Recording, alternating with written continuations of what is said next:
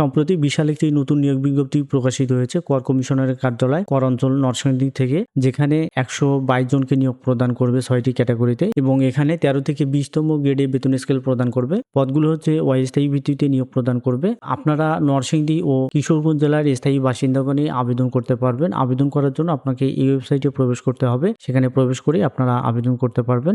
এছাড়াও আজকের এই ভিডিওতে আপনারা জানতে পারবেন কোন পদে কতজনকে নিয়োগ প্রদান করবে, কিরকম গ্রেডে বেতন স্কেল প্রদান করবে, শিক্ষাগত যোগ্যতা অভিজ্ঞতা কিরকম লাগবে, কিভাবে কোথায় গিয়ে আবেদন করবেন, আবেদনের শুরু কবে শেষ কবে, আবেদন করার পর কোন পদের ক্ষেত্রে কত টাকা প্রদান করতে হবে ইত্যাদি বিষয় সম্পর্কে বিস্তারিত জানতে পারবেন। সুতরাং পদগুলো সম্পর্কে বিস্তারিত জানতে হলে ভিডিওটি না টেনে সম্পূর্ণ দেখতে থাকুন। এখানে কম্পিউটার অপারেটর পদে একজনকে নিয়োগ প্রদান করবে, বিজ্ঞান বিভাগ থেকে স্নাতক বা সমমানের ডিগ্রি। এছাড়াও কম্পিউটার মুদ্রাক্ষরে প্রতি মিনিটে বাংলায় 25 এবং ইংরেজিতে 30 শব্দের গতি সহ সংশ্লিষ্ট বিষয় স্ট্যান্ডার্ড অ্যাপটিটিউড টেস্টে উত্তীর্ণ হতে হবে। প্রধান সহকারী পদে 22 জনকে নিয়োগ প্রদান করবে, স্নাতক ডিগ্রি হতে শিক্ষাগত যোগ্যতা। এছাড়াও কম্পিউটার মুদ্রাক্ষরে সর্বনিম্ন গতি প্রতি মিনিটে ইংরেজিতে 30 এবং বাংলায় 25 শব্দ থাকতে হবে। উচ্চমান সহকারী পদে 22 জনকে নিয়োগ প্রদান করবে, স্নাতক ডিগ্রি হচ্ছে শিক্ষাগত যোগ্যতা। এছাড়াও অন্যান্য যে যোগ্যতা সেটি হচ্ছে আগের পদের মতোই। 7 মুদ্রাক্ষরী কম্পিউটার অপারেটর পদে 23 জনকে নিয়োগ প্রদান করবে। স্নাতক পাস হলেই আপনি আবেদন করতে পারবেন। অন্যান্য অভিজ্ঞতার মধ্যে রয়েছে ষাটলিপির সর্বনিম্ন গতি প্রতি মিনিটে ইংরেজিতে 70 এবং বাংলায় 45 শব্দ।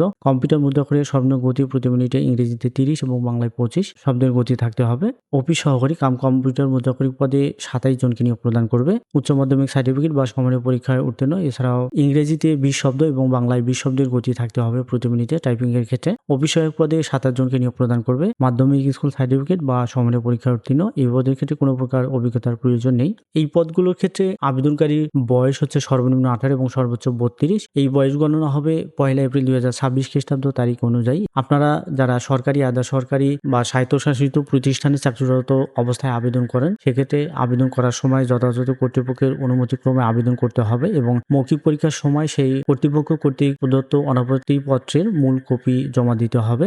মৌখিক পরীক্ষার সময় আপনার সকল সনদপত্রের মূল কপি প্রদর্শন করতে হবে এবং এক সেট সত্যায়িত ফটোকপি সহ সদ্য তোলা 2 কপি রঙিন ছবি আপনাকে দাখিল করতে হবে। সকল কাগজপত্রগুলো সেগুলো অবশ্যই প্রথম শ্রেণী গেজেটেড কর্মকর্তা কর্তৃক সত্যায়িত হতে হবে। এখানে উল্লেখ করা রয়েছে প্রার্থীর সকল শিক্ষাগত যোগ্যতা সনদপত্র, জেলার স্থায়ী বাসিন্দা হিসেবে নাগরিকত্ব সনদপত্র, যদি কোটায় আবেদন করেন সেক্ষেত্রে কোটার প্রমাণপত্র, প্রথম শ্রেণীর গেজেটেড কর্মকর্তার প্রদত্ত চারিত্রিক সনদপত্র, জাতীয় পরিচয়পত্র বা জন্ম সনদের মূল কপি এবং অনলাইনে পূরণকৃত আবেদনপত্র, প্রবেশপত্র এর রঙিন প্রিন্ট কপি।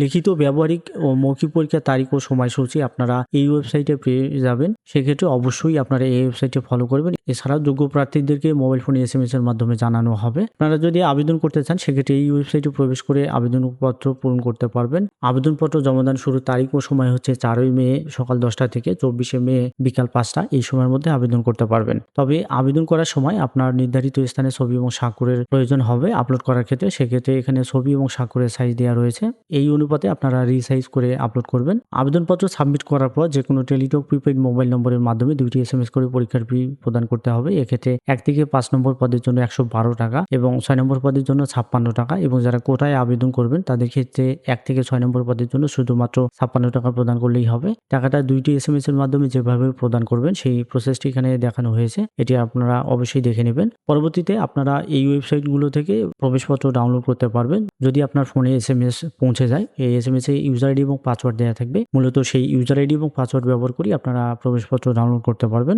এবং কোনো ক্রমে যদি আপনার ইউজার আইডি এবং পাসওয়ার্ড হারিয়ে যায় সেক্ষেত্রে এইভাবে আপনারা ইউজার আইডি এবং পাসওয়ার্ড পুনরুদ্ধার করতে পারবেন। আজকের এই বিজ্ঞপ্তিটি আপনারা এই ওয়েবসাইটগুলোতে এবং এখানে যে QR কোড দেওয়া রয়েছে এই QR কোড স্ক্যান করে ডাউনলোড করতে পারবেন। এছাড়াও এই ভিডিও ডিসক্রিপশনে সার্কুলার ডাউনলোড লিঙ্ক এবং আবেদনের লিঙ্ক দুটোই দেওয়া থাকবে, সেখান থেকে আপনারা প্রয়োজন মতো সার্কুলার ডাউনলোড এবং আবেদন করতে পারবেন। অনলাইনে আবেদন করতে যদি আপনার কোনো প্রকার সমস্যা হয় সেক্ষেত্রে আপনার টেলিটক নম্বর থেকে 121 অথবা এখানে যে মেইল দেওয়া রয়েছে এই মেইলে যোগাযোগ করে সাহায্য নিতে পারবেন। তবে মেইলে যোগাযোগ করার সময় অবশ্যই মেইল সাবজেক্টে organization name, post name, applicant user ID এবং কন্ট্যাক্ট নম্বর অবশ্যই উল্লেখ করতে হবে। এই ভিডিওতে আমি যে সকল শর্তাবলী এবং পদগুলো সম্পর্কে আলোচনা করলাম এগুলো ছাড়াও এখানে আরও শর্তাবলী রয়েছে যেগুলো আমি আলোচনা করিনি। আপনারা আবেদন করার পূর্বে সেই সকল শর্তাবলীগুলো ভালোভাবে দেখে তারপরে আবেদন করবেন। সো দেখা হচ্ছে পরবর্তী নতুন কোনো নিয়োগ বিজ্ঞপ্তির ভিডিওতে। সেই পর্যন্ত ভালো থাকবেন, সুস্থ থাকবেন। আল্লাহ হাফেজ।